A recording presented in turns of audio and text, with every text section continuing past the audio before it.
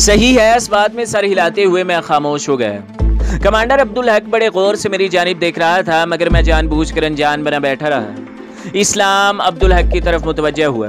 वैसे आपने जीशान भाई का मुकम्मल तारुफ नहीं करवाया। जीशान भाई का ताल्लुक पाक आर्मी से है और उन्होंने काफ़ी बार हमारी मदद की है। अब किसी काम के सिलसिले में अफगानिस्तान आना हुआ, रास्ते में गलतफहमी में एक कबीले से टकरा कर रह गया। इन्हीं से लड़ते हुए जख्मी हो गया। खुशकिस्मती से हमारे ठिकाने के नज़दीक ही ये लड़ाई हुई थी, बस हम भाई को यहाँ ले आए। हफ्ता डेढ़ ही हुआ है, तब से यहीं पर हैं और जब तक मुकम्मल सेहतयाब नहीं हो जाते मैं इन्हें कहीं जाने की इजाज़त नहीं दूंगा। इस्लाम फौरन शाकी हुआ। किस कबीले से लड़ाई हुई थी? कम अज़ कम आपको इनसे गिला तो करना चाहिए था। जो शख्स हमारा मददगार रह चुका हो वो हमारा साथी ही है और हमारे साथियों को कोई यूं जख्मी करे इसकी इजाज़त हम नहीं दे सकते। कमांडर अब्दुल हक हंसा, सही कह रहे हो आप। गिला करना तो हमारा बनता था, लेकिन एक छोटा सा मसला था, इसलिए मुझे खामोश होना पड़ा। कैसा मसला? इस्लाम ने हैरानी से पूछा। कमांडर अब्दुल हक इत्मीनान से बोला, यही कि इस कबीले के 2 दर्जन अफराद जख्मी हुए। इसके अलावा इन्हें 7 लाशें भी उठाना पड़ी। क्या मतलब? इस्लाम हैरान ही तो रह गया था। इसके बाकी 3 साथी भी हैरानी से मुझे घूरने लगे थे। कमांडर अब्दुल हक ने मुंह बनाया। मैंने उबरानी तो नहीं बोली, सादा पश्तो ही में बात की है, मगर अकेला आदमी। कमांडर अब्दुल हक तहसीन अमेज लहजे में बोला, जी अकेला आदमी अगर एसएस हो तो बहुत कुछ कर सकता है। एसएस? इस्लाम ने मुझे घूरते हुए कहा। गोया आपका मतलब है जीशान भाई ही एसएस है। वही पलू खान, मेरा मतलब पलोशा का साथी नहीं शोहर को हो। अब मोहतरम ने पलोशा बेटी के साथ शादी कर ली है।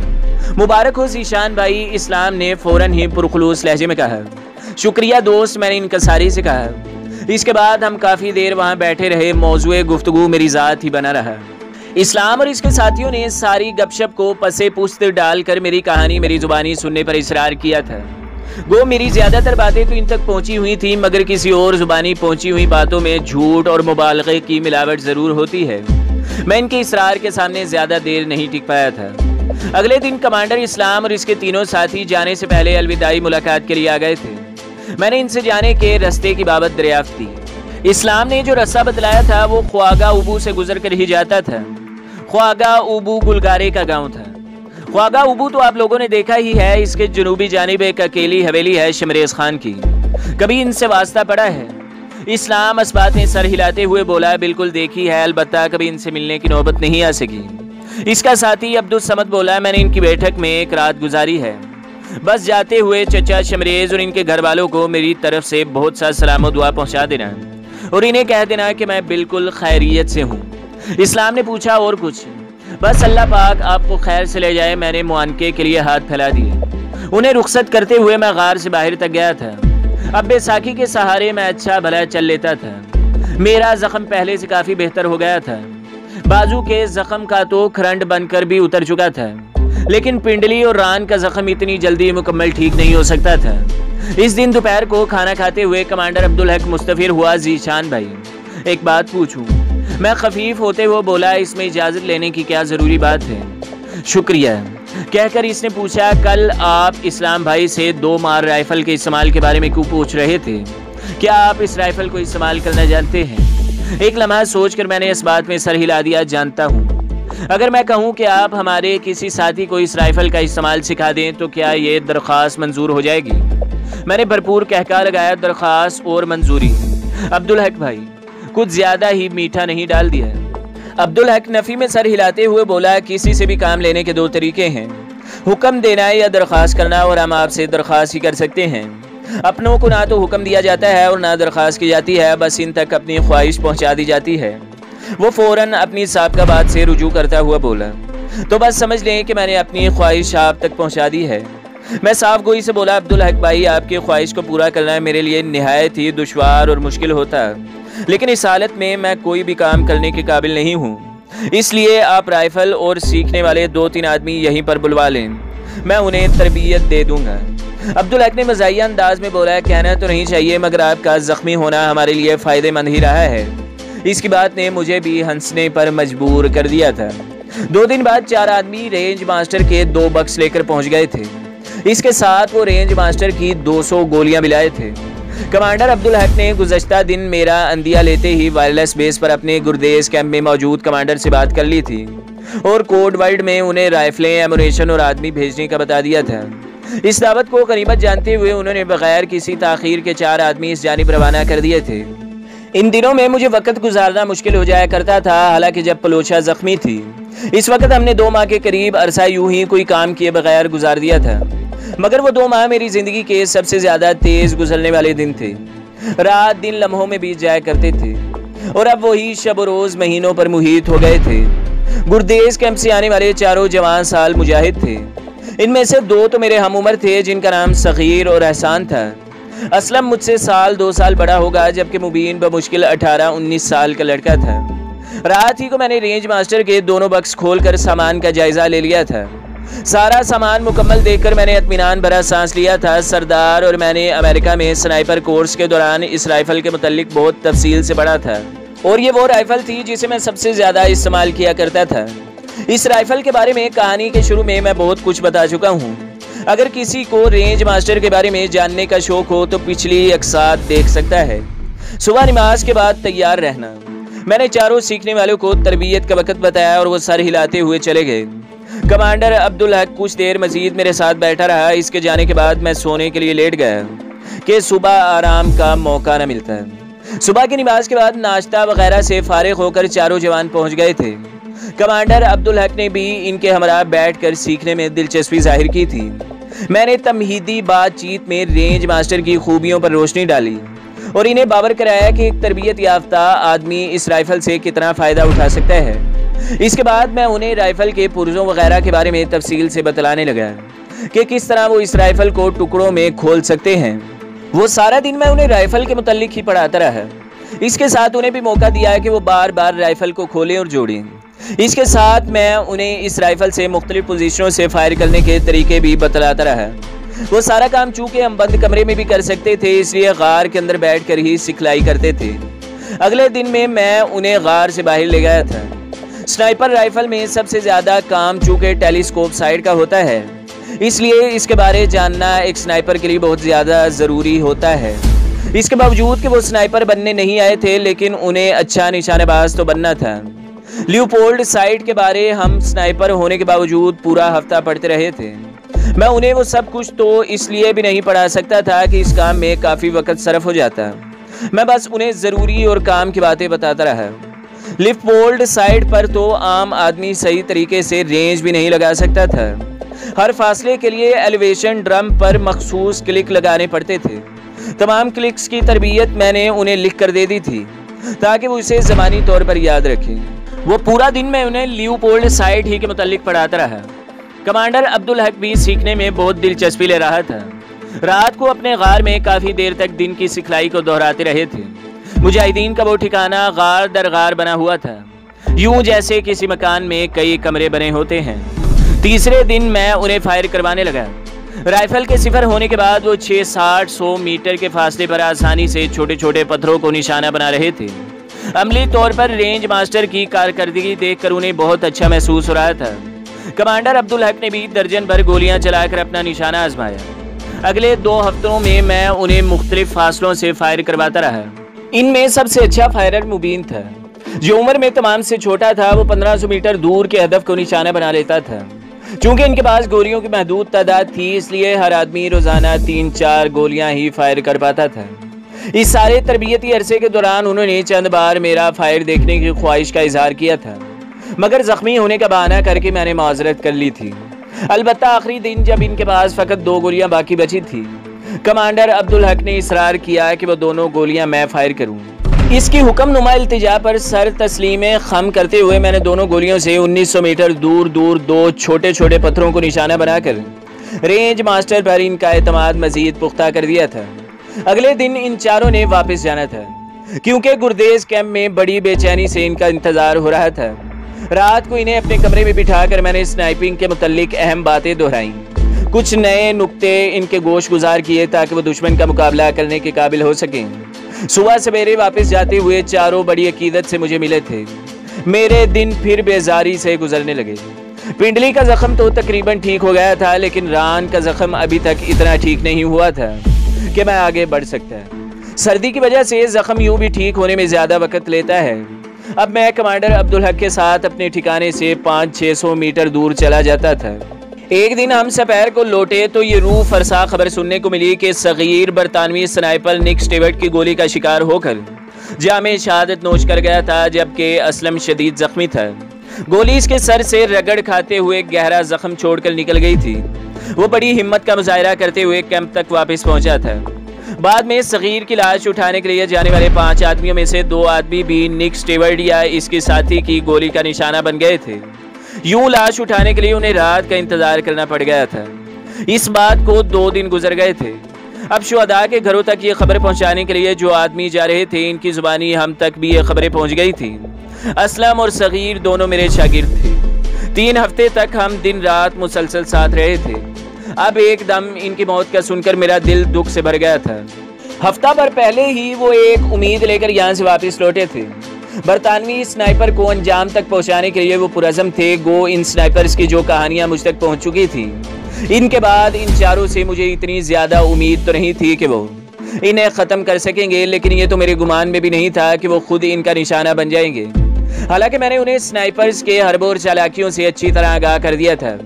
यकीनन वो मेरी हिदायत पर सही तरीके से अमल नहीं कर सके थे और यही वजह थी कि अपने साथी की लाश उठाने के लिए वो यूं मुंह उठाकर भागते चले गए थे। हालांकि मैं उन्हें अच्छी तरह बतला चुका था कि एक स्नाइपर मुखालिफ की नफ्सियात से खेलता है और अपने हदफ का इंतजार करने के लिए वो घंटों नहीं दिनों इंतजार कर सकता है। वो तमाम आदमी ये बात नहीं जानते थे, मगर मेरे 2 और शागिर्द मुबीन और एहसान तो वहाँ मौजूद थे। वो इन्हें इस खतरे से आगाह कर सकते थे। अब ये मालूम नहीं था कि एहसान वगैरह ने इन्हें खबरदार नहीं किया था या उन्होंने खुद ही बेपरवाही बरती थी। सगीर एक हंसमुख और बहादुर नौजवान था। इसका ताल्लुक मानसेरा जैसे खूबसूरत इलाके से था। इसके दिल में इस्लाम और पाकिस्तान की मोहब्बत कूट कूट कर भरी हुई थी। रेंज मास्टर से फायर करते हुए वो अक्सर कहता था, उस्ताद जीशान, उम्मीद करता हूँ इन दोनों की मौत मेरी ही गोली से लिखी हो। जब मैंने 1900 मीटर से पत्थर को निशाना बनाया था, तब इसने बेसाख्ता कहा था, अगर इन काफरों को पता चल गया कि हमारे उस्ताद SS का निशाना कैसा है, यकीनन वो भागने में देर नहीं लगाएंगे। कमांडर अब्दुल हक ने हंसते हुए पूछा था, बेटा उस्ताद को छोड़ो, अपनी सुनाओ। वो अज़म से बोला, मैं तो इन्हें भागने भी नहीं दूंगा।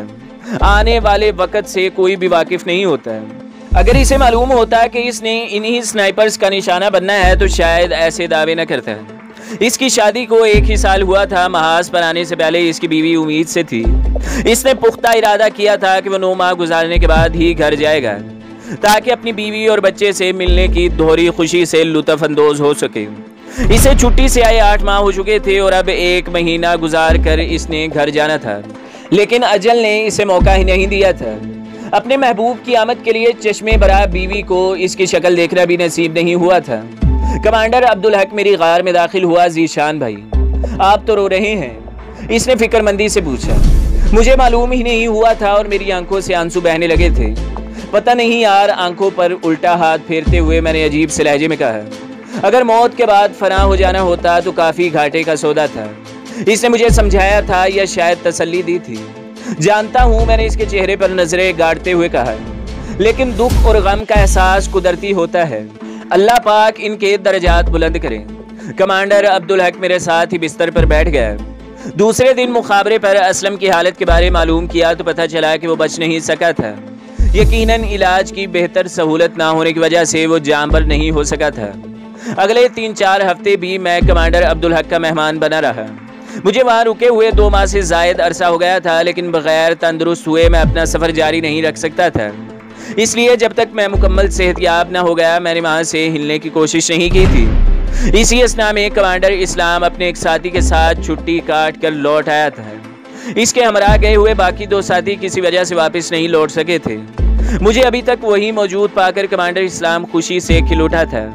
शुक्र है जीशान भाई, आप यहीं मिल गए, वरना आपकी तलाश में कहाँ कहाँ फिरना पड़ता। मैं मज़ाहिया अंदाज में बोला, मेरा ख्याल है मैंने आपसे कर्ज वगैरह तो नहीं लिया था, आपकी एक अमानत साथ फिरा रहा हूँ यार। इस्लाम ने सफरी थैले से एक शापल निकाल कर मेरी तरफ बढ़ाया। ये क्या है? मैं सचमुच हैरान रह गया। भूल गए आपने जाते वक्त मुझे कोई पैगाम दिया था, चचा शमरेज ने भेजा है ये। मेरे चेहरे पर मुस्कुराहट नमूदार हुई। वो मायने खेज लहजे में बोला, मेरे हवाले तो इसी ने किया है, अब भेजने वाला कौन है ये मालूम नहीं। बहुत अच्छा घराना है, अल्लाह पाक उन्हें अपने हिफ्ज़ो अमान में रखे, आमीन। इस्लाम के साथ कमांडर अब्दुल हक के मुंह से भी दुआया कलमा अदा हुआ। इस्लाम की बात जारी रही। वैसे आपका नाम लेते ही हमारी जो पजीराई हुई, इसका तो हमने सोचा भी नहीं था। हमें तो लग रहा था कि शमरेज आपका सगा चचा है। और फिर इसके दोनों छोटे बच्चों ने हमसे इतने सवाल किए कि बयान से बाहर हैं। अपने लाला जान के जख्मी होने का सुनकर तो वो रोने लगे थे। जब उन्हें सारी कहानी सुनाई तब उन्हें अफाका हुआ कि इनके लाला जान ने जख्मी होने से पहले कितनों को जिंदगी के कैद से आज़ादी दिलाई है। कोई पर्दे के पीछे से भी हमारी गुफ्तगू सुनता रहा और मेरा ख्याल है ये सामान इसी ने भिजवाया है। मैंने जल्दी से कहा, हाँ वो भी मेरी मुंह बोली बहन है, लेकिन आपको कैसे मालूम कि कोई पर्दे के पीछे भी मौजूद है? जब मैं आपके बारे में तफसील सुना रहा था तो इसने वहीं से बेसाख्ता 2-3 सवाल पूछे थे। और जब अगली सुबह हम जाने लगे तो शमरेज चचा ने बाइसरार हमें इसी रास्ते से वापस लौटने की दरख्वास्त की थी। कल सुबह जब वहाँ से निकले तो ये सामान तो चचा शमरेज ने हमारे हवाले किया, लेकिन यह सामान अब तक पहुँचाने की हिदायत पर्दे के पीछे से मौसूल हुई थी। मैंने कहा मैं शायद 2 दिन पहले रुखसत हो गया होता, मगर अब्दुल हक भाई ने एक दिन और की रट लगाकर मुझे ज़बरदस्ती रोका हुआ था। अब्दुल हक ने फौरन कहा, देख लें बड़ों की बात मानने में कितने फ़ायदे होते हैं। आपकी वजह से बस इस्लाम भाई की मशक्क़त में कमी हुई है कि इन्हें अमानत से जान छुड़ाने का मौका मिल गया, वरना मैं जहाँ भी जाता इस्लाम भाई ये मुझ तक ज़रूर पहुँचा देते। क्यों इस्लाम भाई? मैंने तस्दीक चाहने के अंदाज में इस्लाम की तरफ देखा। बिला शक व शुबा इसने इस बात में सर हिलाया। रात काफ़ी हो गई थी, कुछ देर मजीद बैठकर वो रुखसत हो गए। मैंने अगली सुबह आगे जाने का बता दिया था। इस ज़मन में कमांडर अब्दुल हक से रहनुमाई मांगी तो इसने ये कहकर खामोश करा दिया कि मुझे रस्ते के लिए एक रहनुमा मिल जाएगा, मुझे इसके अलावा क्या चाहिए था। इनके जाने के बाद मैं काले रंग के शापर को खोलने लगा। इसमें खूबसूरत स्वेटर, एक गर्म टोपी और हल्के भूरे रंग का कपड़ों का सिला हुआ सूट था। इसके साथ ही एक रुक्का भी मौजूद था। गुलगारे की लिखाई पहचानते हुए मुझे ज़रा भी वक्त नहीं लगा था। सलामो दुआ के बाद लिखा था, उम्मीद करती हूँ कि ये सामान जल्द ही आप तक पहुँच जाएगा। आपने इस्लाम चचा के ज़रिए अपनी खैरियत का हवाल भेजा, सुनकर दिल तशक्कुर से भर गया कि आपने अभी तक हमें याद रखा है। और ये जानकर बहुत खुशी हुई कि हम इस काबिल हैं कि अब तक आपको नहीं भूले। आपके ज़ख्मी होने का सुना बहुत अफसोस हुआ। अगर अब्बू जान इजाज़त देते तो यकीनन मैं आपको मिलने वहीं पहुँच जाती, लेकिन उन्होंने मना कर दिया। आपकी गुड़िया बहन आसिया भी बहुत परेशान हुई, मगर जब इसे मालूम हुआ कि आप कितनों को मारकर ज़ख्मी हुए तब इसे अफाका हुआ। और ये बताने की ज़रूरत तो गालबन नहीं होगी कि इस्लाम चाचा की आमद के बाद से अब तक रोज़ाना आपका ताज़ा कारनामा सुनना पड़ता है। आपके मामले में ना तो वो मेरे डांटने की परवाह करती है और ना मुझसे डरती है। आपका दिया हुआ पिस्तौल इसने देखते ही पहचान लिया था। पहल तो इसने मुझ पर इल्ज़ाम धरा कि मैंने आपसे चुराया है। बाद में बड़ी मुश्किल से इसे यकीन दिलाया कि आप ही ने मेरे हवाले किया है। समर खान आप जैसा निशानाबाज बनने के लिए रोज़ाना मशक करता है। दोनों अब पहले की तरह मुझसे नहीं डरते। हर वक्त आपकी वापसी की धमकी देते रहते हैं। उन्हें तंग करने के लिए मुझे आपकी काफ़ी सारी बुराइयां करनी पड़ती हैं। जवाबन वो लड़ने से भी बाज नहीं आते। ये कपड़े मैंने मामू जान के साथ खान किले जाकर ख़रीदे हैं और सिलाई भी खुद किए हैं। अगर सिलाई अच्छी ना लगे तब भी आपने पहनने ज़रूर हैं। आपकी गुड़िया बहन को भी थोड़ी देर पहले ही पता चला है कि मैं आपके लिए कपड़ों का जोड़ा और स्वेटर भेज रही हूँ। चूँकि सुबह चचा इस्लाम ने आगे जाना है, इसलिए बेचारी के पास इतना वक्त ही नहीं था कि कुछ खरीद सकती। लगी मिन्नतें करने कि मैं ये स्वेटर इसका नाम लेकर आपके पास भिजवा दूँ, लेकिन आपको तो मालूम है कि आप दोनों बहन भाइयों की चाहत मुझे एक आंख नहीं भाती, इसलिए मैंने सख्ती से इनकार कर दिया। बस सारी रात इसी तगदो में रही कि आपको क्या तोहफा भेजिए। समर खान के लिए मामू जान शहर से गर्म टोपी और रंडरा के लिए गर्म शाल लेकर आए हैं। गर्म शाल तो सिर्फ लड़कियां ही ओढ़ सकती हैं। बेचारी ने समर खान की मिन्नतें करके इससे गर्म टोपी इस शर्त पर मुस्तार ली कि मामू जान से टोपी की कीमत वसूल करके वो इसे इतनी ही रकम देगी और वही टोपी आपको भिजवा दी। बाकी अबू जान भी खैरियत से हैं, इनका ज़ख्म बिल्कुल ठीक हो गया है। तमाम आपको ढेरों सलाम दुआ कह रहे हैं। पुलोशा बहन से जूं ही मुलाकात होती है इसे फ़ौरन हमारे बारे तफसील से बतलाना और इसी रास्ते से वापस भेजना। इनसे मिलने को मेरा बहुत दिल करता है। और हाँ, मैं आपको ज़रूर बताना चाहती हूँ कि नसीर खान ने अपने बेटे से मेरा रिश्ता करने के लिए 10 लाख की ऑफ़र की थी और अबू जान ने 15 लाख मांगे थे। अब वो 15 लाख देने को तैयार हो गया है, लेकिन अबू जान ने 1.5 साल की मोहलत मांग ली है। वो फ़िलहाल मेरी शादी नहीं करना चाहते हैं। शायद मैं भी यही चाहती हूँ। इजाज़त चाहूँगी, अपना बहुत बहुत ख्याल रखना। मेरी प्यारी बहन पलोशा को जल्द अज जल्द ढूंढना। अल्लाह पाक आपका हामी नासिर हो। मनजानब गुलगारे शमरेज खान। तो दोस्तों, अगली किस्त देखने के लिए हमारे चैनल को सब्सक्राइब करें, वीडियो को लाइक करें और बेल के आइकॉन को भी दबा दें ताकि हर जो आने वाली वीडियो है वो आपको सबसे पहले मिलती रहे।